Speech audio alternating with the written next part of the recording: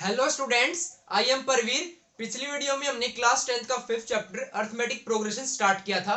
उस वीडियो के अंदर हमने पढ़ा था अर्थमेटिक प्रोग्रेशन यानी कि एपी क्या होती है, कौन कौन सी सीक्वेंसेस एपी हैं, कौन सी एपी नहीं है, कैसे चेक करते हैं कि भाई ये सीक्वेंस एपी है या नहीं है। और फिर हमने एपी की कुछ टॉपिक्स पढ़े थे जैसे कि first term, general term, common difference, last term, nth term और नंबर ऑफ टर्म्स। और इनसे रिलेटेड जो आपका फॉर्मूला था nth टर्म का वो हमने पढ़ा था। वो फॉर्मूला था आपका nth टर्म का an का a plus n minus 1d। ये फॉर्मूला हमने पढ़ा था कि किस प्रकार किसी भी एपी की आप nth टर्म निकाल सकते हैं।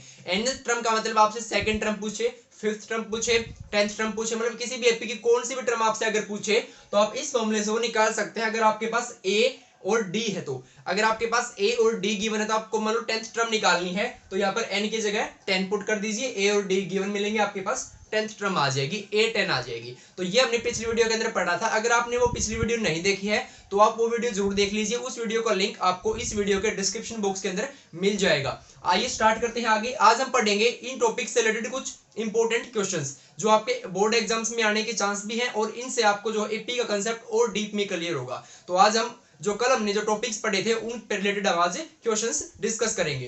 तो देखिए स्टूडेंट्स, मैंने सबसे पहले जो क्वेश्चन लिखा है ये आपके एनसीईआरटी की बुक के अंदर भी है। आपकी एनसीईआरटी की बुक के अंदर है 5.2 एक्सरसाइज का फर्स्ट ही क्वेश्चन है ये। इसके अंदर आपसे ये दिए गए हैं, मतलब ये कुछ क्वेश्चंस इस प्रकार से दिए गए हैं। किसी में देखो स्टूडेंट्स a d n और n ये चार वैल्यू है। किसी क्वेश्चन में an गिवन नहीं है, किसी में d गिवन नहीं है, किसी में a गिवन नहीं है, किसी में n गिवन नहीं है। मतलब बाकी इन चार चीजों में से हमारे पास कोई भी तीन चीज गिवन मिलेंगी और फोर्थ हमसे मतलब पूछी गई कि निकालिए। तो कोई भी अगर तीन चीज गिवन है तो फोर्थ अपने आप निकाल सकते हैं बाई दिस फॉर्मूला। ये हमने कल फॉर्मूला पढ़ा था nth term an is equal to a plus n minus 1d। यहाँ पर आपके पास चार चीजें हैं an, a, n और d। इनमें से कोई तीन आपको गिवन है और कोई एक इनमें से गिवन नहीं है, वो हम निकालेंगे इसी फॉर्मूले से। तो देखिए स्टूडेंट, सबसे पहले हमारे पास है यही फर्स्ट है, यहाँ पर a है 7, d है 3, d होता है common difference students, n number of terms, a होता है फर्स्ट टर्म और an होता है nth टर्म। यहाँ पर n की वैल्यू 2 हो तो a2 हो जाएगा यानी सेकंड टर्म, a5 का मतलब फिफ्थ टर्म, तो an का मतलब nth टर्म। ठीक है, तो हमें यहाँ पर an ही निकालना है। तो an देखो स्टूडेंट्स, an होता है a plus n minus 1d। तो an यहाँ पर क्या आ जाएगा, a हमारे पास है 7 प्लस, बिल्कुल इजी है, n की जगह पर आप पुट करेंगे 8 माइनस 1 और इंटू d की जगह पर 3। तो ये हो जाएगा स्टूडेंट 7 प्लस 8 माइनस 1 7, 7 इंटू 3 21। तो an हमारे पास क्या आ गया स्टूडेंट्स, 28 आ गया। an हमारे पास कितना आ गया, 28 आ गया। देखो कितना सिंपल था, हमने कुछ नहीं किया, हमने इस फॉर्मूले के अंदर a n और d की वैल्यू पुट की है, वो यहाँ पर गिवन थी, हमारे पास an आ गया। सेकंड पार्ट देखिए स्टूडेंट्स, इसमें हमारे पास d निकालना है। हम फॉर्मूले का इसी का यूज करेंगे, इसी फॉर्मूले का यूज करेंगे, d निकालेंगे। देखो स्टूडेंट्स, an हमारे पास कितना है 28, an की जगह पर 20 सॉरी सेकंड पार्ट करें हम ये। यहाँ पर हमारे पास अब की बार an गिवन है लेकिन d गिवन नहीं है। तो an गिवन है तो an की जगह पर हमने पुट कर दिया 0 इज इक्वल टू a हमारे पास स्टूडेंट्स 18, वो हमने पुट कर दिया, प्लस n माइनस 1, n है 10 माइनस 1 इंटू d अब की बार गिवन नहीं है तो d की जगह पर हम d रखेंगे, d होता है कॉमन डिफरेंस। तो देखो d यहां से निकालेंगे स्टूडेंट्स, देखो ये क्या हो जाएगा 18 प्लस 10 माइनस 1 9d हो जाएगा, इधर है 0। ठीक है स्टूडेंट्स, सबसे पहले है ना 18 को इधर लाएंगे। हमें पता है जिस वेरिएबल की वैल्यू हम निकालते हैं उस वेरिएबल को एक साइड रखते हैं, बाकी सभी चाहे उसका कोफिशिएंट हो या कांस्टेंट हो सभी को दूसरी साइड ले जाते हैं, उस वेरिएबल की वैल्यू आ जाती है। तो सेम यही हम यहीं पर करेंगे, डी की वैल्यू निकालनी तो डी के अलावा जो भी यहाँ पर कोफिशिएंट है कांस्टेंट है सभी को दूसरी साइड ले जाएंगे। तो सबसे पहले 18 इधर आएगा, इधर ये प्लस का है तो उधर जाकर माइनस का हो जाएगा, minus 18 is equal to 9d is equal to 9d। अब देखो स्टूडेंट्स, हमें d की वैल्यू निकालनी तो 9 इधर लाएंगे हम, यहाँ पर ये d के साथ मल्टीप्लाई में है, इधर आकर डिवाइड में हो जाएगा, तो minus 18 by 9 is equal to d, minus 18 by 9 minus 2। तो d की वैल्यू हमारे पास कितनी आ गई स्टूडेंट्स, माइनस 2। यहाँ पर d आ गया हमारे पास माइनस 2। ये हमारे पास सेकंड पार्ट था। थर्ड पार्ट में हमारे पास a गिवन नहीं है तो a भी इसी फॉर्मूले से निकाल लेंगे हम। यहाँ पर देखो स्टूडेंट्स, बाकी चीजें गिवन है d n और an। तो देखो स्टूडेंट्स, an क्या है हमारे पास अब की बार -5 पुट कर दिया, a अब की बार निकालना है तो a को a ही रखेंगे, प्लस n हमारे पास है -18 और -1 कर दिया स्टूडेंट्स, n -18 तो हो ही नहीं सकता स्टूडेंट्स, ये पॉसिबल ही नहीं है, 18 होगा यहाँ पर। क्योंकि n हमेशा क्या होता है स्टूडेंट्स, n हमेशा पॉजिटिव होता है। n का मतलब क्या होता है, नंबर ऑफ टर्म्स। तो ये तो पॉसिबल नहीं कि -18 टर्म्स, इसका तो कोई मीनिंग ही नहीं बनता। n की वैल्यू हमेशा पॉजिटिव मिलेगी। हाँ, आपके पास a, d और an ये तीनों नेगेटिव हो सकती हैं, ये जीरो भी हो सकती हैं और ये आपकी पॉजिटिव भी हो सकती है, लेकिन आपका n हमेशा पॉजिटिव ही होगा स्टूडेंट्स, क्योंकि n का मतलब होता है नंबर ऑफ टर्म्स। n का मतलब क्या होता है स्टूडेंट्स, नंबर ऑफ टर्म्स। तो मतलब नंबर ऑफ टर्म्स तो हमेशा पॉजिटिव होंगे, तो एक टर्म होंगे या 10 टर्म होंगे या 15 टर्म होंगे, इस प्रकार से होती है टर्म्स। तो ऐसा तो हो नहीं सकता कि भाई -5 टर्म्स है, इसका कोई मीनिंग नहीं होता है। तो यहाँ पर आप 18 के हिसाब से हम इसको सोल्व करेंगे। मान लिया हमने यहाँ पर n है 18, तो उसके हिसाब से हम इसको सोल्व कर रहे हैं 18 के हिसाब से। तो देखिए स्टूडेंट्स 18 है हमारे पास, an की वैल्यू कितनी है, an की वैल्यू है -5 is equal to a plus, यहाँ पर n की जगह पुट कर दिया 18 -1 इंटू डी। डी की वैल्यू क्या है स्टूडेंट्स, -3 है। यहां तक आई होप आपको कोई दिक्कत नहीं होगी। उसके बाद देखिए students -5 is equal to a as it is 18 -1 17, 17 की -3 से करेंगे तो 17 की -3 से करेंगे तो -51, तो ये हो जाएगा -51। अब देखो स्टूडेंट्स, इसको -51 को हम इधर लेकर आएंगे लेफ्ट हैंड साइड में, तो ये माइनस का इधर आकर प्लस का हो जाएगा इज इक्वल टू ए। ठीक है स्टूडेंट्स, तो 51 -5 ये हो जाएगा 46 और इज इक्वल टू ए। ए की वैल्यू हमारे पास कितनी आ गई स्टूडेंट्स, यहाँ पर 46 आ गई, तो ए की जगह हमने पुट कर दिया स्टूडेंट्स 46। तो ये भी हमारे पास सोल्व हो गया। उसके बाद नेक्स्ट पार्ट देखिए स्टूडेंट्स, इसके अंदर हमारे पास n गिवन नहीं है, n निकालना है, यानी नंबर ऑफ टर्म्स हमें निकालनी है। तो देखिए स्टूडेंट्स, हमारे पास जो डाटा गिवन है वो पुट कर लेते हैं। सबसे पहले देखो यहाँ पर an की वैल्यू कितनी गिवन है 3.6 इज इक्वल टू ए हमारे पास -18.9 और प्लस n अब की बार निकालना है -1 इंटू डी की वैल्यू है 2.5। ठीक है स्टूडेंट्स, हमने अभी तक कुछ नहीं किया, बस वैल्यू पुट की है जो हमारे पास डाटा गिवन है उनकी, और यहाँ से हम n की वैल्यू निकालेंगे, इस इक्वेशन को सोल्व करेंगे। सबसे पहले देखो स्टूडेंट्स, इस -18.9 को लेफ्ट हैंड साइड में लेकर आएंगे, तो ये इधर माइनस का इधर आकर प्लस का हो जाएगा, तो ये हो जाएगा students 3.6 plus 18.9 is equal to n-1 into 2.5। ठीक है स्टूडेंट्स, अब देखो स्टूडेंट्स 3.6 और 18.9 को ऐड करेंगे तो 6 और 9 15, तो 22/5 हो जाएगा ये, is equal to n-1 into 2.5। इस 2.5 को हम इधर लेकर आएंगे, इधर ये मल्टीप्लाई में है, इधर आकर डिवाइड में हो जाएगा ये, तो ये हो जाएगा 22.5 upon 2.5 is equal to n-1। ठीक है स्टूडेंट्स, n-1 इसको सोल्व करेंगे तो स्टूडेंट्स ये हो जाएगा 9 पर कैंसिल, ये किस पर हो जाएगा 9 पर कैंसिल हो जाएगा, और इधर बचेगा n-1 -1 है, इधर आकर प्लस का हो जाएगा, तो 9 + 1 इज इक्वल टू n।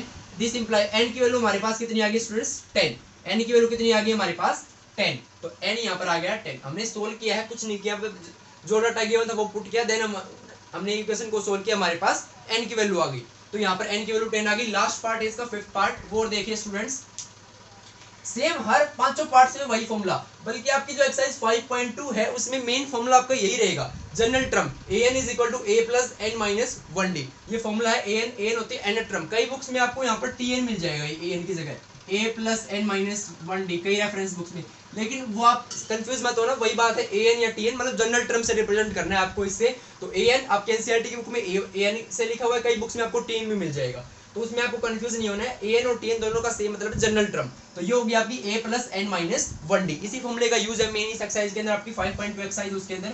तो देखिए स्टूडेंट्स, फिफ्थ पार्ट में हमारे पास अब की बार an वापस है, जैसे स्टार्टिंग वाला क्वेश्चन था वैसे ये है, an गिवन नहीं है, तो an निकाल लेंगे, बाकी सबकी वैल्यू पुट कर देंगे a, n और d की। तो स्टूडेंट्स a की वैल्यू हमारे पास है 3.5 प्लस n-1, n की वैल्यू कितनी है 105 -1 इंटू d, d है 0, डी अब की बार 0 है स्टूडेंट्स, मैंने बताया था डी 0 भी हो सकते हैं, नेगेटिव पॉजिटिव भी, a डी और एन या फिर 0 नेगेटिव पॉजिटिव हो सकते हैं, लेकिन n जो है आपका वो नेगेटिव नहीं हो सकता, इस बात का आपको ध्यान रखना है। अब देखिए students, an is equal to 3.5 plus 105 -1 ये हो जाएगा 104 और इंटू में 0, तो ये कंप्लीट क्या हो जाएगा स्टूडेंट्स 0 हो जाएगा, तो an आपके पास आ जाएगा 3.5, ये तो 0 हो गया स्टूडेंट्स, 104 इंटू 0 0, तो an की वैल्यू क्या आ गई हमारे पास सीधी सीधी 3.5। और वैसे भी स्टूडेंट्स अगर डिफरेंस कॉमन डिफरेंस 0 होता है ना, तो हर टर्म है वो सेम होती है, a ही जो है वो हर टर्म होगी, जैसे a है वही a2 होगी, वही a3 होगी, वही a4 होगी, ऐसे आगे कोई भी टर्म उस a की है वो सेम रहेगी अगर कॉमन डिफरेंस 0 है तो, क्योंकि कॉमन डिफरेंस का मतलब क्या है दो टर्म्स के बीच का डिफरेंस, तो अगर दो टर्म्स के बीच का डिफरेंस अगर जीरो है, दो लगातार कंसेक्यूटिव टर्म्स के बीच का डिफरेंस अगर जीरो है पी के अंदर, तो मतलब उनमें कोई डिफरेंस ही नहीं, तो मतलब वो दोनों सेम है। तो ऐसे ही हर जो दो टर्म्स लगती है वो सेम है, तो कंप्लीट एपी जो आपकी सेम है, यानी वो फिक्स नंबर जो हम ऐड करते जा रहे हैं हर टर्म में वो जीरो है, तो वो टर्म में जो है किसी भी नंबर में जीरो करेंगे वही नंबर वापस आता जाएगा, अगले टर्म वही आती जाएगी, तो आपका जो है एपी में हर जो टर्म है वो सेम होगी। तो वही ए था, वही आपका एन आ गया 3.5। तो ये था। इसके बाद कुछ और टाइप के क्वेश्चंस हैं जो आपके बनते हैं इसी फॉर्मूले से, आपके एक्सरसाइज के अंदर गिवन है, वो हम डिस्कस करेंगे। देखो स्टूडेंट्स, बिल्कुल इजी क्वेश्चंस हैं, एक बार आप इनको सोल्व करेंगे तो आपको बिल्कुल अच्छी तरह से जो है क्लियर हो जाएंगे। देखो ये हमारे पास अगला क्वेश्चन मान लो, हमारे पास ये गिवन है विच टर्म ऑफ एपी। इस प्रकार के क्वेश्चन आपको गिवन हो सकता है, एग्जाम के अंदर पूछा जा सकता है आपसे कि विच टर्म ऑफ एपी, आपको कोई एपी ऐसे दे देंगे और पूछ लेंगे कि इस एपी की कौन सी टर्म 78 है। जैसे यहाँ पर पूछा गया है एपी है कोई, पूछ ले जाएगी इस एपी कौन सी टर्म है वो 78 होगी। जैसे फर्स्ट टर्म 3 है, सेकंड 8 है, थर्ड 13 है, तो इस प्रकार से 78 भी इस एपी की कोई टर्म है, ये तो पता है, लेकिन वो कौन सी होगी हमसे पूछा गया है। तो कौन सी टर्म होगी, यानी हमने निकालना है एन, हमें क्या निकालना है एन, कौन सी टर्म, 5 टर्म है तो एन 5, 10 टर्म है तो एन 10, तो कौन सी टर्म है ये मान लिया हमने एन टर्म है, यानी एन निकालना हमें। ठीक है स्टूडेंट्स, तो देखो यहाँ पर हमारे पास क्या है, ए क्या है, ए होती है फर्स्ट टर्म, ए है हमारे पास 3। उसके बाद देखिए स्टूडेंट्स डी होता है सेकंड और फर्स्ट का डिफरेंस, या कोई भी दो लगातार टर्म ले लो उनमें डिफरेंस, इसमें से ये सब्ट्रैक्ट कर दो, इसमें से ये आगे वाले टर्म में पीछे वाले टर्म सब्ट्रैक्ट कर दो, वो आपका डी होता है। तो 8 - 3 डी आ जाएगा 5। ठीक है, उसके बाद हमारे पास एन है वो 78 है। एन आपकी कितनी गिवन है, ये जो nth टर्म है ये कितनी गिवन है, 78 गिवन है। हमें निकालना है स्टूडेंट्स एन, वही है, वही चार चीजों में से हमारे पास 3 चीजें गिवन है, फोर्थ निकालनी है। फॉर्मूला यूज करेंगे an is equal to a plus n minus 1d। an हमारे पास गिवन है 78 इज इक्वल टू a हमारे पास गिवन है 3 प्लस n हमारे पास गिवन नहीं है, निकालना है, और d हमारे पास है 5। सारी वैल्यू हमने पुट कर दी, n के लिए सोल्व कर दो।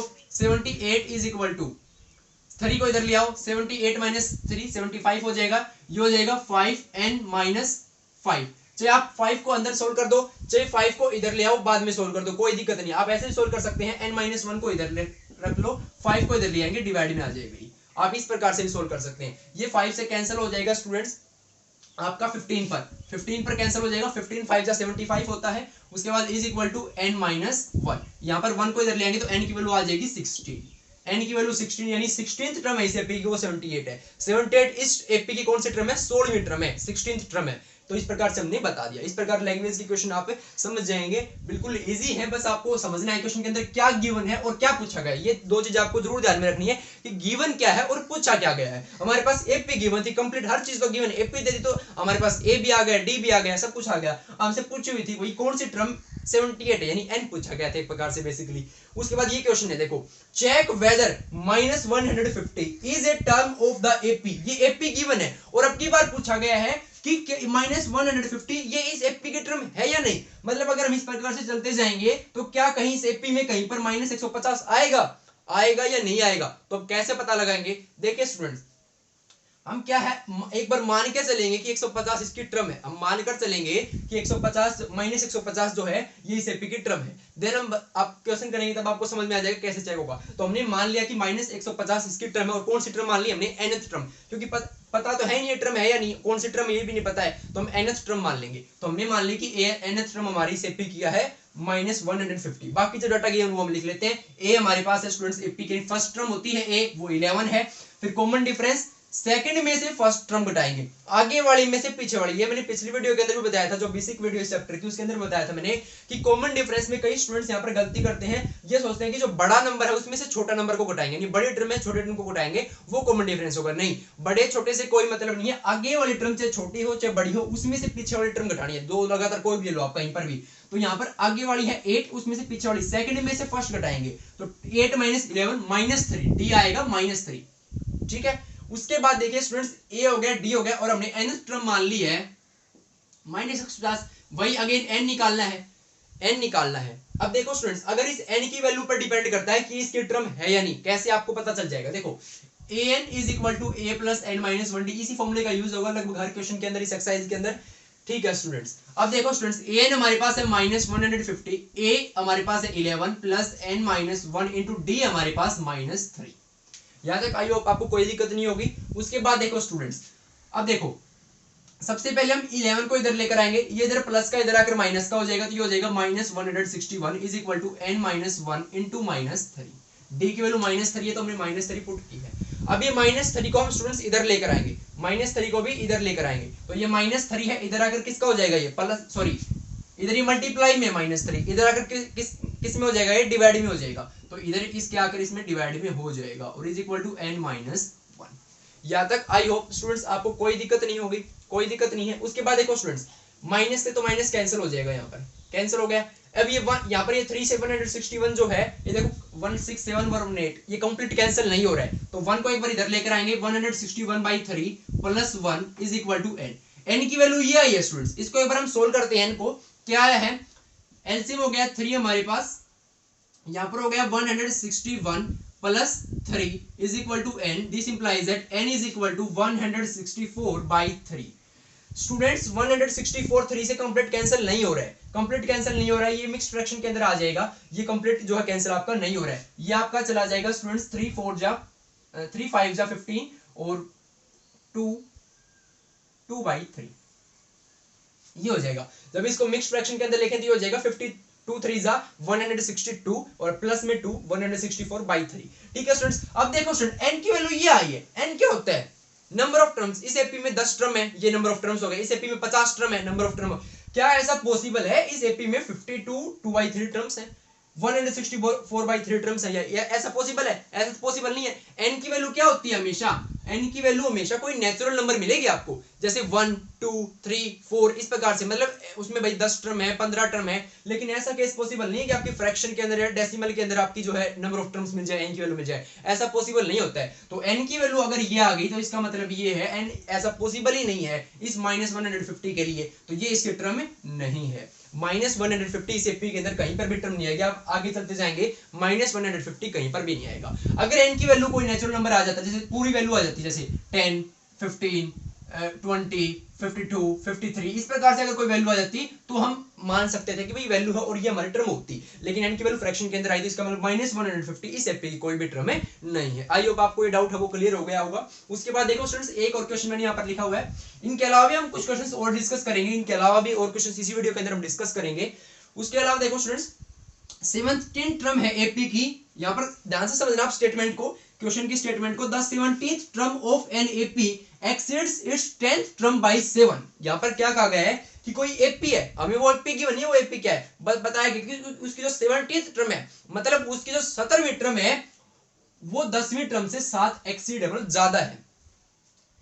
एक एपी है उसकी 17th टर्म उसी एपी की 10वीं टर्म से 7 ज्यादा है, बस ये कहा गया, कुछ नहीं कहा गया। किसी एपी की 17वीं टर्म उसी एपी की 10वीं टर्म से 7 ज्यादा है, तो उसकी 17वीं टर्म उस एपी की 10वीं टर्म से 7 ज्यादा है, ये हमने लिख लिया। 17th टर्म क्या होती है, a + 16d।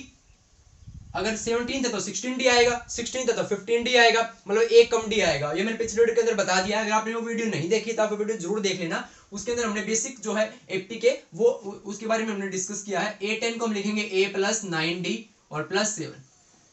स्टूडेंट्स a से तो a कैंसिल हो जाएगा, ये 9d इधर आकर माइनस में हो जाएगा, तो 16d - 9d 7d बचेगा। 7d = 7, d की वैल्यू कितनी आ गई, 7/7, d की वैल्यू आ गई 1। हमसे कॉमन डिफरेंस ही तो पूछा था, और d क्या होता है, कॉमन डिफरेंस, तो d की वैल्यू क्या आ गई 1। ये आपका क्या आ गया, कॉमन डिफरेंस आ गया। आई होप आपको यहाँ तक कोई दिक्कत नहीं होगी। हमसे गिवन था कि 17th टर्म है वो 10th टर्म से 7 ज्यादा है, तो हमने 17th टर्म लिखी, यहाँ पर 10th टर्म लिखी, वो उससे 7 ज्यादा हो गई, तो यहाँ पर हमने सोल्व करके d की वैल्यू हो गई 1, कॉमन डिफरेंस आ गया। इसके अलावा भी कुछ क्वेश्चंस हैं जो आपके एक्सरसाइज में गिवन है। एक आपका जो क्वेश्चन है बॉक्सेस है, उसमें जैसे आपको इस प्रकार से क्वेश्चन गिवन मिलेंगे, जैसे आपको 14 दे दिया, यहाँ पर 3 दे दिया, यहाँ पर बॉक्स बना दिया, यहाँ पर दे दिया 8, मान लो मैं कोई भी एग्जांपल ले रहा हूँ, फिर यहाँ पर फिर बॉक्स बना दिया, और इस प्रकार से दे दिया कि इन बॉक्सेस में जो नंबर आएंगे वो फिल करो, अगर ये एक एपी है तो, अगर ये एक एपी है तो देखो स्टूडेंट्स, इस प्रकार के क्वेश्चन में सभी में सेम है, कोई भी दो आपको जरूर मिलेंगी, 2 टर्म आपको जरूर गिवन मिलेंगी, 2 टर्म, तो वो 2 टर्म है, उनसे आप जो है a और d की वैल्यू निकाल लो, और a और d की वैल्यू निकालने के बाद कौन सी टर्म निकाल लेना, जैसे यही है मेरे पास। तो यहाँ पर एक तो ये फर्स्ट टर्म गिवन है, और फर्स्ट सेकंड ये हो गया, एक थर्ड टर्म गिवन है, यानी a 3 है और 8th टर्म है वो, sorry first second third term है वो 8 है, तो थर्ड टर्म क्या होती है a3, वो 8 गिवन है। हमें निकालनी है ये, यानी a2 निकालनी है, और ये यानी a4 निकालनी है। कैसे निकालेंगे स्टूडेंट्स, देखिए a3 है, a3 8 है, a3 को मैं क्या लिख सकता हूँ a प्लस 2d, ये 8 है, a की वैल्यू 3 यहाँ पर पुट कर दो, plus 2d is equal to 8, 2d की वैल्यू आ जाएगी, ये 3 उधर चला जाएगा, 8 माइनस 3, 2d की वैल्यू आ गई 5, d की वैल्यू कितनी आ जाएगी 5/2, d की वैल्यू 5 है, a की वैल्यू 3 है, कौन सी टर्म निकाल लो आप, सेकंड टर्म निकालनी है, सेकंड टर्म क्या होती है a प्लस d होती है, a हमारे पास है 3 और d हमारे पास है 5/2, तो 3 प्लस 5/2 हो जाएगा, ये कितना हो जाएगा, ये हो जाएगा a1/2, ठीक है, ये हमारे पास आ गया। इस प्रकार a4 निकालना है, a4 होगा a प्लस 3d, a हमारे पास 3 है प्लस 4 इंटू डी, डी है हमारे पास 5/2, तो 2 से ये कैंसिल हो जाएगा, 2 पर 2 5 जा 10, तो ये हो जाएगा 3 प्लस 10, ये आ गया हमारे पास 30, 3 था प्लस 4d नहीं a4 है, 3d करना है, सॉरी यहाँ पर मिस्टेक हो गई, a प्लस 3d था क्योंकि फोर्थ टर्म में तो a प्लस 3d था, तो हमने 3 इंटू डी करना है, तो 3 प्लस 3 इंटू डी, डी की वैल्यू 5/2, ये हो गया। अब देखो स्टूडेंट्स 3 प्लस 3 5 जा 15/2 और 2 3 जा 6, ये हो जाएगा 21/2, तो ये हमारे पास आ गई स्टूडेंट्स फोर्थ टर्म, तो यहाँ पर हम लिख देंगे 11/2 और यहाँ पर हम लिख देंगे 21/2। इस प्रकार से आपसे कोई भी क्वेश्चन गिवन है आप उसके लिए सोल्व कर सकते हैं। उसके बाद देखिए स्टूडेंट्स इस प्रकार का क्वेश्चन मिल सकता है, फर्स्ट टर्म गिवन नहीं है, इसी प्रकार के बॉक्सेस में जैसे ये दे दिया, फिर यहाँ पर 4 दे दिया, ये दे दिया, यहाँ पर आपका दे दिया मान लो 8, आपसे पूछ लिया जाए यहाँ पर इन दोनों बॉक्सेस में क्या आएगा, तो वही है सेकंड टर्म गिवन है, a2 गिवन है और फोर्थ टर्म गिवन है, दो टर्म अब तो आपको मिलेंगे मिलेंगे, a2 होता है a प्लस डी गिवन है हमारे पास 4 और a4 होता है a प्लस 3d, ये गिवन है 8। देखो स्टूडेंट्स दो इक्वेशन आ गई a और d के अंदर, ये हमने थर्ड चैप्टर पढ़ा था pair of linear equation in two variable, वो दो इक्वेशन बन गई। इनको सोल्व करने के हमने 3 मेथड पढ़े थे, कौन कौन से, एलिमिनेशन मेथड और सब्स्टिट्यूशन मेथड और क्रॉस मल्टीप्लिकेशन मेथड। इन तीनों मेथड में से आप किसे सोल्व कर दो, एक ग्राफिकल मेथड भी पढ़ा था, हम अलजेब्रिक की बात कर रहे हैं, अलजेब्रिक में से आप किसी से सोल्व कर दो आपका सोल्व हो जाएगा, तो a और d की सोल्व हो जाएगी, इसमें से सब्ट्रैक्ट करेंगे तो a में से a कैंसिल हो जाएगा, d minus 3d minus 2d। I hope आपको इनमें से कोई मेथड आता होगा सोल्व करना, है तो हम थर्ड चैप्टर के अंदर पढ़ चुके हैं। d में से 3d सब्ट्रैक्ट किया तो minus 2d is equal to 4 में से 8 सब्ट्रैक्ट किया तो माइनस 4, d की वैल्यू आ गई 2, माइनस से माइनस कैंसिल 4/2 2, d की वैल्यू आ गई 2। अब इनमें से किसी में d की वैल्यू पुट कर दो, a की वैल्यू आ जाएगी, d की वैल्यू 2 मैं यहाँ पर पुट कर देता हूँ, तो a plus 2 is equal to 4, d की जगह 2 पुट कर दिया तो a की वैल्यू आ जाएगी 2, उधर चला जाएगा 4 माइनस 2, a की वैल्यू आ गई 2, a की वैल्यू भी 2, d की वैल्यू भी 2। कौन सी टर्म निकाल लो अब आप, हमें निकालनी है फर्स्ट और थर्ड टर्म, बॉक्सेस के अंदर फिल करनी है, तो a फर्स्ट टर्म तो a होती है वो आ गई 2 और d की वैल्यू 2 है, तो अब थर्ड टर्म निकालनी है। वैसे अब पता चल गया होगा 2 4 6 8 सीधा बता सकते हैं स्टूडेंट्स, लेकिन हमें एग्जाम के अंदर सोल्व करके बताना है, ठीक है। तो थर्ड टर्म है वो लिखेंगे a plus 2d, a plus 2 into d है 2, a की वैल्यू कितनी है 2, तो 2 प्लस 2 2 जा 4, ये हो जाएगा 6, तो ये आ गई 6। तो इस प्रकार से आप जो है किस कोई भी टर्म निकाल सकते हैं a और d सोल्व करने के बाद, ठीक है। अब हम कुछ क्वेश्चंस और डिस्कस करते हैं एपी के ही। कई क्वेश्चंस में आपसे पूछा जा सकता है, जैसे कोई भी एपी दे देंगे, जैसे आपको दे दिया 7 13 19 ऐसे ऐसे करके, और लास्ट में दे देंगे भाई 200।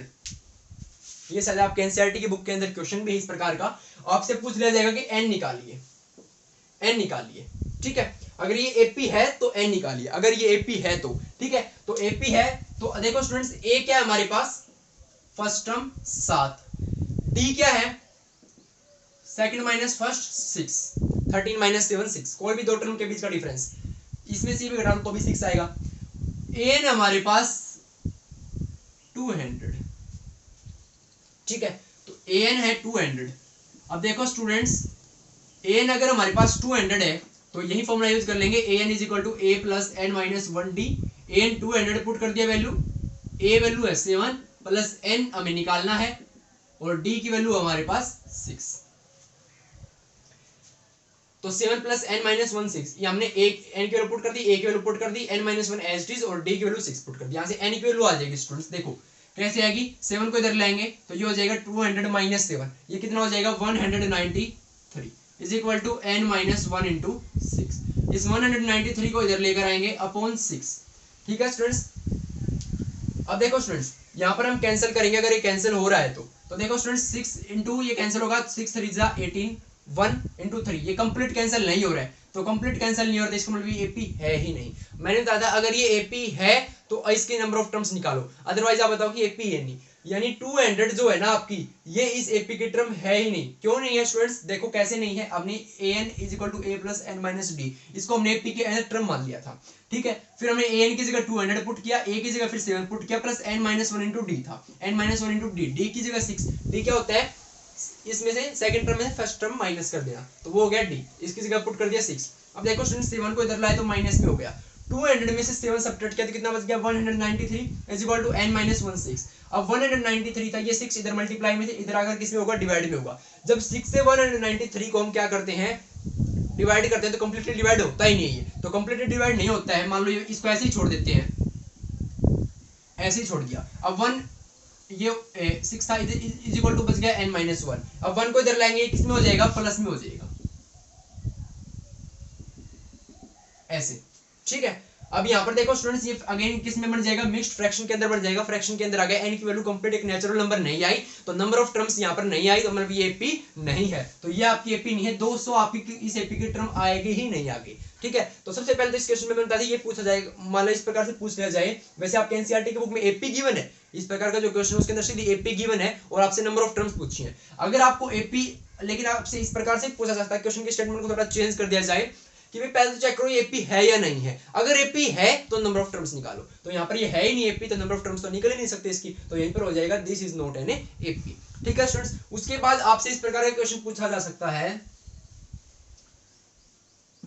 कि how many 3 digit number divisible by 7, इस प्रकार के क्वेश्चन आपके एनसीईआरटी के अंदर भी है, how many 3 digit numbers are divisible by 7, कितने 3 डिजिट के नंबर हैं वो 7 से डिवाइड होते हैं, कंप्लीटली डिवाइड होते हैं, डिविजिबल का मतलब ये है, ठीक है। तो इस प्रकार के क्वेश्चन को कैसे सोल्व करेंगे, आपसे 5 का पूछा जा सकता है, आपसे 4 का भी पूछा जा सकता है, लेकिन आपकी बुक के अंदर 7 का, तो हम एक बार 7 का सोल्व कर लेते हैं। आप एक बार 7 का एक का आ गया तो आप किसी का भी सोल्व कर सकते हैं, जैसे 7 का ही पूछ लिया कि भाई कितने 3 डिजिट नंबर हैं वो 7 से डिविजिबल है, तो सबसे पहले उसके लिए हमें क्या करना पड़ेगा, इस प्रकार के क्वेश्चन में सबसे छोटा 3 डिजिट नंबर और सबसे बड़ा 3 डिजिट नंबर जो 7 से डिवाइड होते हो, सबसे छोटा 3 डिजिट नंबर जो 7 से डिवाइड होता हो और फिर सबसे बड़ा 3 डिजिट नंबर जो 7 से डिवाइड होता हो। तो सबसे छोटा आपका है 105, ये आपका 7 से डिवाइड होता है।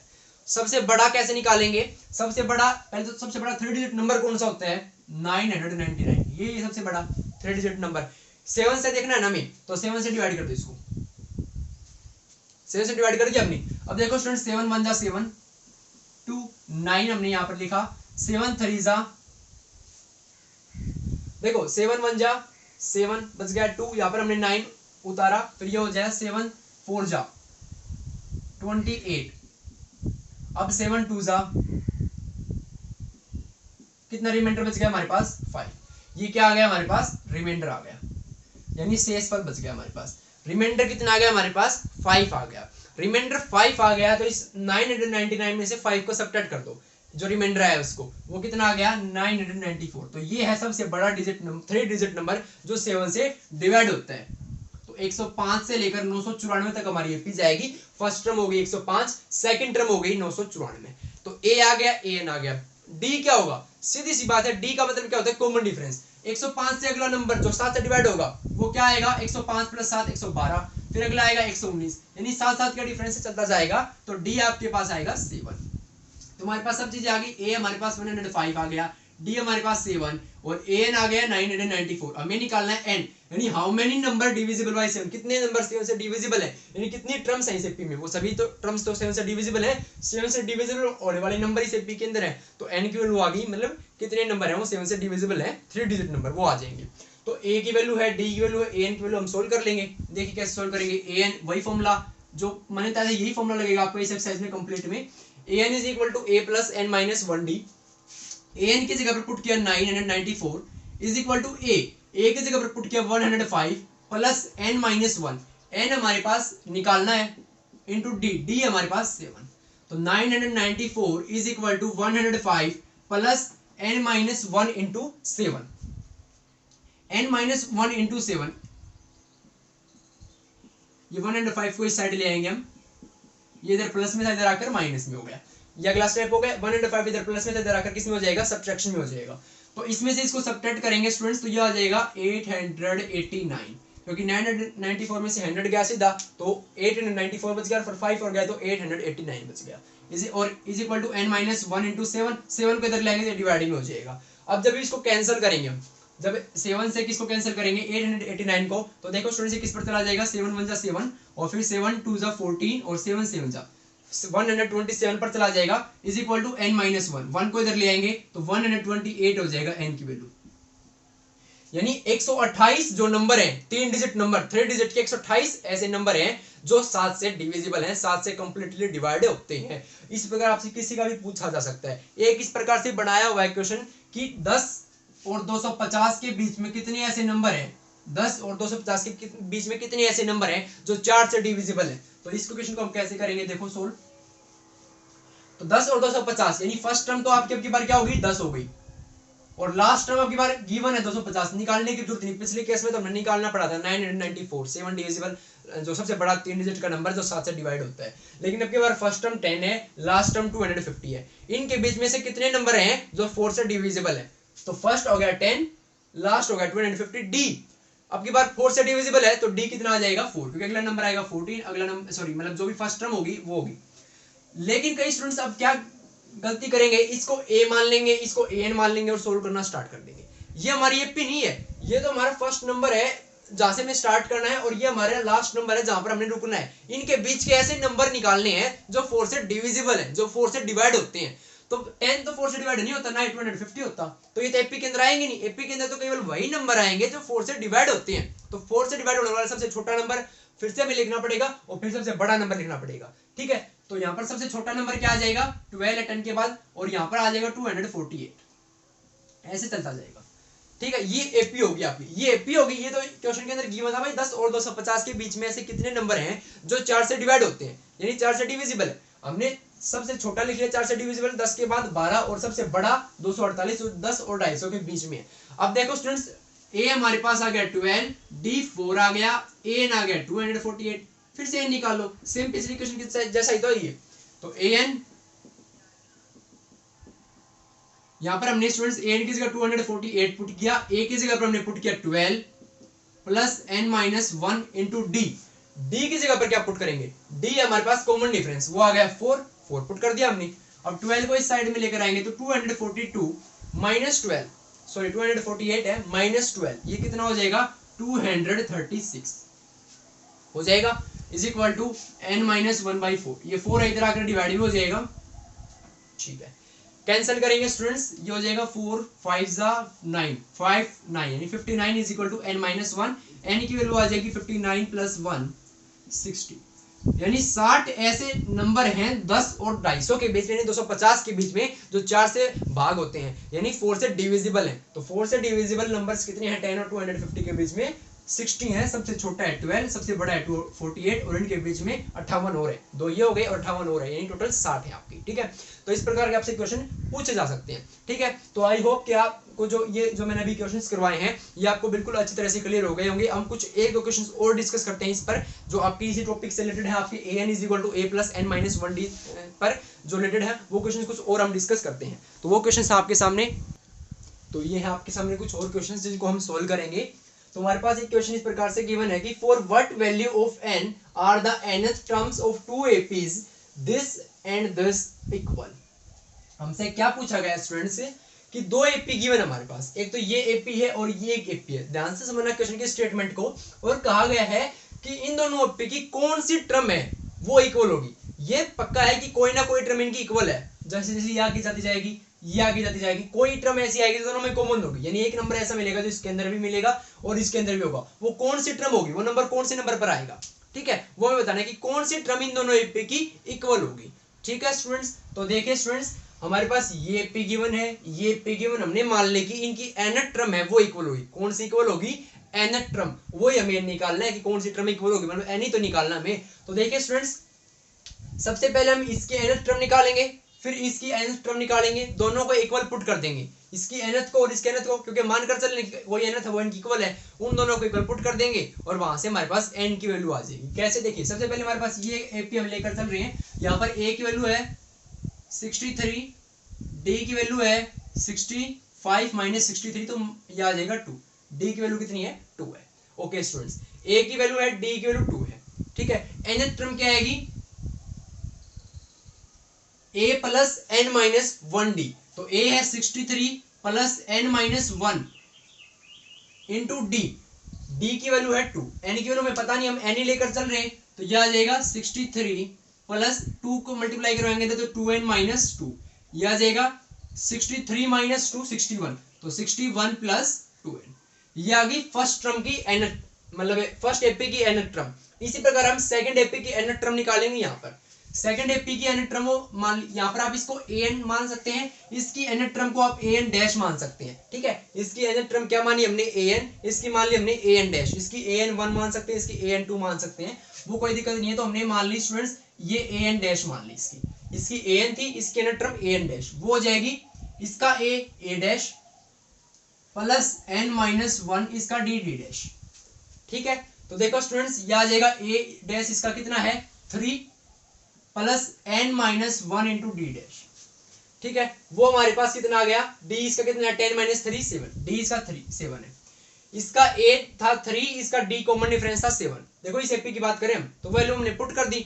उसके बाद देखो स्टूडेंट्स यह आ जाएगा 3 प्लस 7n माइनस 7, तो यह आ जाएगा 7n माइनस 4, 3 माइनस 7 माइनस 4, ये इस एपी की n टर्म है और ये पहले वाले एपी की n टर्म है। क्वेश्चन के अकॉर्डिंग ये दोनों इक्वल है और वो n की वैल्यू में निकालनी है, यहाँ पर इन दोनों पे पुट कर देंगे, यहाँ से n की वैल्यू आ जाएगी, वही n की वैल्यू है हमें चाहिए थी। तो देखो स्टूडेंट 61 प्लस 2n है वो इक्वल हो जाएगा 7n माइनस 4 के, n वाली टर्म को एक साइड कर लेंगे, कांस्टेंट को एक साइड कर लेंगे, 7n को इधर लेकर आएंगे तो 2n minus 7n minus 5n is equal to minus 4, ये 61 उधर चला जाएगा, 61 उधर चला जाएगा तो क्या हो जाएगा, माइनस का हो जाएगा, तो माइनस 4 माइनस 61 माइनस 65, माइनस से माइनस कैंसिल, n की वैल्यू आ गई 65/5 कैंसिल हो गया तो 3, यानी 30th टर्म जो है इन दोनों एपी की सेम होगी। इस एपी की 13वीं टर्म और इस एपी की 13वीं टर्म दोनों बराबर होंगी, दोनों में सेम नंबर आएगा, 13वीं टर्म में जो इसका नंबर होगा वही इसके अंदर आएगा, ठीक है। तो इस प्रकार से आप सोल्व करेंगे। क्या कि हमने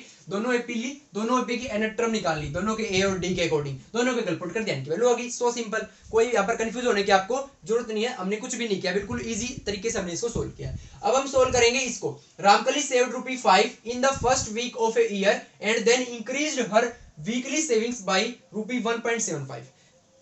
रामकली क्या करती है, मतलब पहले वीक में, पहले हफ्ते में वो सेविंग स्टार्ट करती है, तो पहले हफ्ते में वो 5 रुपए बचाती है। अब कितने बचाती है, 5 रुपए बचाती है। एंड देन इंक्रीज और वीकली सेविंग्स बाई ₹1.75, और हर हफ्ते जो है ना वो अपनी सेविंग्स को इंक्रीज करती जाती है। जैसे पहले हफ्ते में उसने 5 रुपये बचाई, अगले हफ्ते में वो उससे 1.75 ज्यादा बचाती है, यानी 6.75।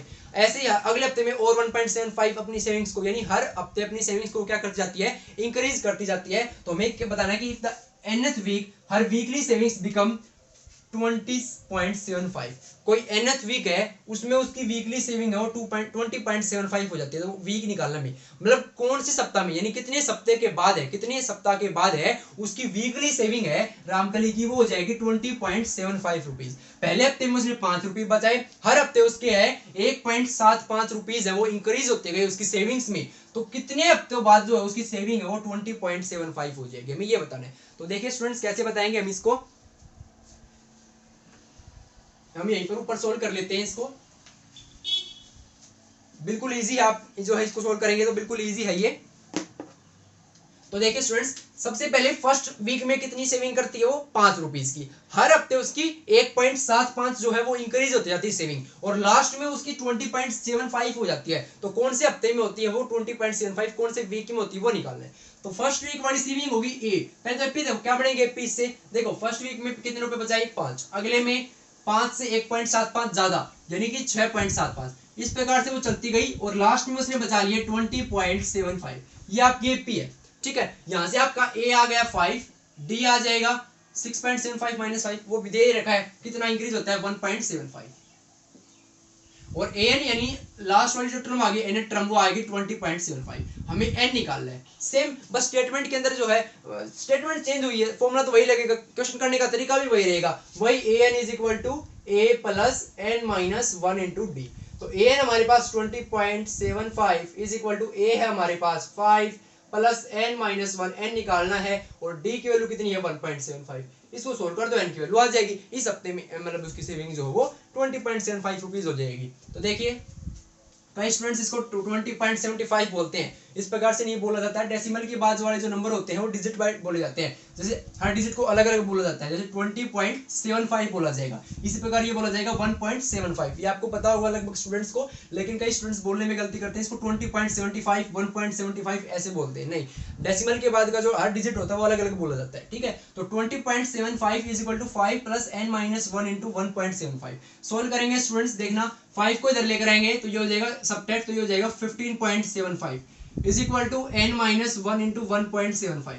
1.75 को इधर लेकर आएंगे तो 15.75 अपॉन 1.75, 15.75 अपॉन 1.75 ये हो जाएगा स्टूडेंट्स n माइनस 1 की वैल्यू, क्योंकि ये तो इधर आकर किस में हो गया था, डिवाइड में हो गया। देखो ये तो इधर आकर किस में हो गया, डिवाइड में। जब इसको कैंसिल करेंगे तो 9 पर कैंसिल हो जाएगा, 9 is equal to n minus 1, 1 इधर लेंगे तो प्लस हो जाएगा, तो 9 plus 1 is equal to n।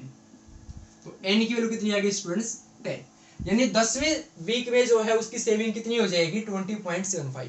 First week में वो बचाती है 5 रुपीज, सेकंड वीक में उससे 1.75, अगले वीक में उससे 1.75 रुपीज ज्यादा। इस प्रकार करते करते 10वें हफ्ते में वो 20.75 रुपीज बचाएगी। उस हफ्ते में कितने रुपए बचाएगी वो, उस हफ्ते के 10वें हफ्ते में कितने बचाएगी 20.75। nth वीक पूछा, देखो nth वीक यानी 10th वीक आ गया हमारे पास, n की वैल्यू पुट कर दी 10, तो 10th वीक के अंदर वो है 20.75 रुपीज बचाएगी, ठीक है। इसके अलावा इस प्रकार के क्वेश्चन पूछे जाते हैं, जैसे आपसे कोई एपी गिवन होगी, एपी गिवन है, जैसे आपके पास एनसीईआरटी की बुक के अंदर क्वेश्चन ही है ये, इस प्रकार से एपी गिवन है 3, 8, 13 और ऐसे ऐसे 253 तक गिवन, ठीक है। और कहा गया है कि इस एपी की बताओ लास्ट से 20 टर्म कौन सी होगी। थोड़ा हटकर क्वेश्चन पूछा आपकी बार, जनरली क्या पूछते हैं कि इस एपी की 20वीं टर्म बताओ, इस एपी की 15वीं टर्म बताओ, लेकिन अब की बात थोड़ा हटकर पूछा है कि लास्ट से अगर हम चलें तो लास्ट से 20वीं टर्म कौन सी आएगी। बिल्कुल उसी तरीके से होगा जैसे बाकी होता था, बस थोड़ा चेंज हमें क्या करना है, जो फर्स्ट टर्म थी ना वो अब की बार लास्ट टर्म हो जाएगी, नहीं, और जो लास्ट टर्म थी वो फर्स्ट हो जाएगी। क्या चेंज किया हमने, फर्स्ट टर्म अगर हमसे पूछे कि भाई लास्ट से 20वीं टर्म निकालो, लास्ट से 10वीं टर्म निकालो, इस प्रकार के क्वेश्चन में हम क्या करेंगे, फर्स्ट टर्म को तो लास्ट टर्म मानेंगे और लास्ट टर्म को फर्स्ट टर्म मानेंगे, और जो डी है उसका साइन चेंज कर देंगे। जैसे डी मान लो 5 है तो डी हो जाएगा -5, डी अगर 10 है तो ये हो जाएगा -10, अगर -10 है पहले तो अब की बार 10 ले लेंगे। अगर इस प्रकार की एपी में डी पॉजिटिव का है तो वो नेगेटिव कर देंगे, नेगेटिव का है तो पॉजिटिव कर देंगे, बस उसी प्रकार क्वेश्चन को सोल्व कर देंगे उसी फॉर्मूले से। तो देखो स्टूडेंट्स, इस एपी का लिख ले पहले हम, ए की वैल्यू आ जाएगी 3, डी की वैल्यू है 8 - 3 5 और एन है हमारे पास 253। लेकिन हमें लास्ट से निकालना है तो सारी चीज हम चेंज कर देंगे, फर्स्ट टर्म तो लास्ट बना लेंगे, ए की बार ले लेंगे हम 253 और एल यानी एन ले लेंगे, वो ले लेंगे 3 और हमारे पास डी है उसका साइन चेंज कर देंगे -5, सोल्व हो जाएगा। वही फॉर्मूला लगेगा an is equal to a plus n minus 1 into d, ठीक है स्टूडेंट्स। यहाँ पर देखो an की वैल्यू अब की बार ये लेकर चलेंगे, ये वाला डाटा, an की वैल्यू हमारे पास है 3, a हमारे पास 253 plus n minus 1 into d, n हमें लास्ट से कौन सी टर्म निकालनी है, 20वीं टर्म निकालनी है, लास्ट से 20वीं टर्म निकालनी है।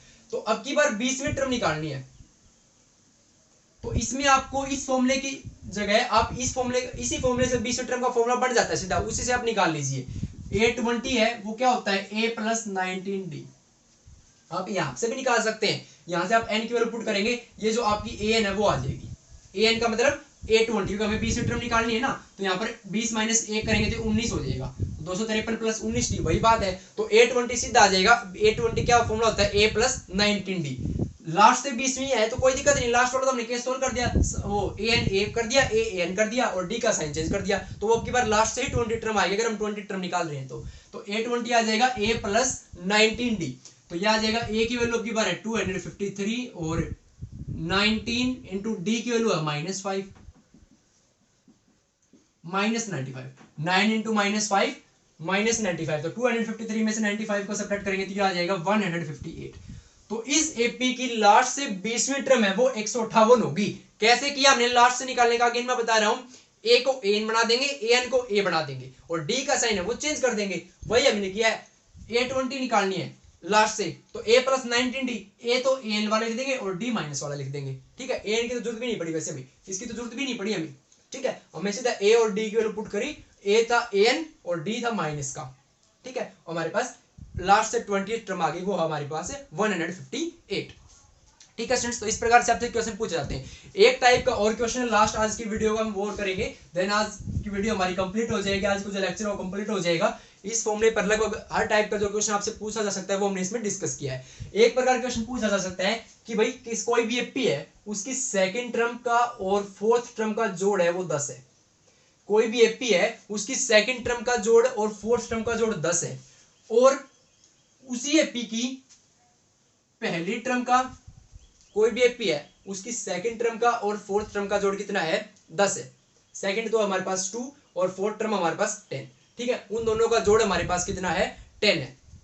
उसके बाद आपसे पूछा जा सकता है कि उसी एपी की थर्ड टर्म का, और कोई और भी दे देंगे, जनरली आप कोई भी ले सकते हैं, मान लो दे दिया हमें सेवंथ टर्म, उसी एपी की थर्ड टर्म का और हमारे पास जो है आपकी सेवंथ टर्म का जोड़ कितना है वो दे दिया, मान लो थर्ड टर्म हमारे पास कोई मिलेगी, सेवंथ टर्म वो 12 दे दिया, कोई भी दे दिया, कुछ भी दे सकते हैं, 12 की जगह 15 दे दिया, कुछ भी दे दे, कोई भी दे सकते हैं, आप निकाल सकते हैं। आपसे पूछ लिया जाए कि वो एपी निकालिए, वो एपी बताइए या उस एपी का कॉमन डिफरेंस बताइए, कुछ भी पूछा जा सकता है आपसे। और भी एग्जांपल दे सकते हैं आपसे, कोई भी इस प्रकार से एग्जांपल आपसे पूछ सकते हैं। तो देखो स्टूडेंट्स, हमारे पास एपी है, उसमें सेकंड टर्म और फोर्थ टर्म का जोड़ है 10 है, और थर्ड टर्म और सेवंथ टर्म का जोड़ है वो कितना है 15 है। हमसे पूछी गई है कि एपी क्या है, तो देखो यहां से हम निकालेंगे students a2 plus a4, a2 क्या होता है a प्लस d और a4 होता है a प्लस 3d, ये है 10। इसको सोल्व करेंगे students, a plus d plus a plus 3d is equal to 10, तो a plus d plus a plus 3d is equal to 10, तो a और a 2a और d प्लस 3d हो जाएगा 4d और इज इक्वल टू 10। एक equation तो ये बन गई, एक इससे बन जाएगी a3 होता है a प्लस 2d प्लस 7 है a प्लस 6d और वो दे रखा है 15, तो a और a 2a और प्लस 2d और 6d 8d वो दे रखा है 15। इनको हम सोल्व कर लेंगे, यहाँ से a और d की वैल्यू आ जाएगी, a और d की हम वैल्यू आ जाने के बाद आप कौन सी भी टर्म निकाल सकते हैं, एपी बना सकते हैं। a और d की वैल्यू आने के बाद एपी क्या हो गया आपकी a, फिर second term a plus d और a plus 2d a plus 3d और फिर आप डॉट डॉट लगा सकते हैं ऐसे, ठीक है, ये आपकी एपी हो जाएगी, ठीक है। तो इस प्रकार से आपसे कोई भी टर्म का जोड़ पूछा सकते हैं। ऐसे दे दी भाई फर्स्ट टर्म का और थर्ड टर्म का जोड़ है वो 10 है, सेकंड टर्म का और 10th टर्म का जोड़ है वो 50 है, आप निकालिए। कोई भी किसी प्रकार से भी आपसे क्वेश्चन है वो दिया जा सकता है, आप निकाल सकते हैं। भाई a की जगह पर तो a रहेगा, a3 की जगह पर a प्लस 2d, इससे एक इक्वेशन बन जाएगी, इससे एक इक्वेशन बन जाएगी, दोनों को आप किसी भी अलजेब्रिक मेथड से सोल्व कर दो, a और d की वैल्यू हो जाएगी, और a और d की वैल्यू आने के बाद आप कोई भी एपी है वो फाइंड आउट कर सकते हैं। तो ये हमने आज जो है इस फॉर्मूले पर related an is equal to a plus n-1d फॉर्मूले पर रिलेटेड जो भी आपके क्वेश्चन बनते थे, important question from your examination point of view, वो हमने हर टाइप के लगभग क्वेश्चन वो डिस्कस किए हैं, बिल्कुल अच्छी तरह से मैंने step by step her point को जो डिस्कस किया आपके साथ। आई होप आपको इस फॉर्मूले से रिलेटेड जो भी मैंने आज क्वेश्चन करवाए हैं उनको, उनका जो कंसेप्ट है वो आपको बिल्कुल अच्छी तरह से क्लियर हो गया होगा, आपको कोई भी डाउट नहीं रहा होगा। अगर फिर भी आपको इसमें कोई डाउट है तो आप मुझसे कमेंट सेक्शन में जरूर पूछ सकते हैं। स्टूडेंट्स मिलते हैं स्टूडेंट्स नेक्स्ट वीडियो के अंदर, थैंक यू।